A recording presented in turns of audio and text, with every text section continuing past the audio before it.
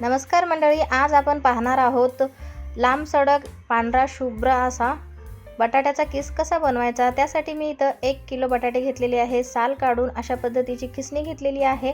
लांब सडक किस बनवण्यासाठी आपल्याला एकाच खालच्या दिशेने घसरा द्यायचा आहे। अजिबात वर खाली आपल्याला बटाटा फिरवायचा नाही, त्यामुळे असा लांब सडक बटाट्याचा किस तयार होतो। त्यामध्ये आपल्याला रात्री त्रुटीचा एक खडा टाकायचा आहे, त्यामुळे बटाट्याचा किस पांढरा शुभ्र होतो।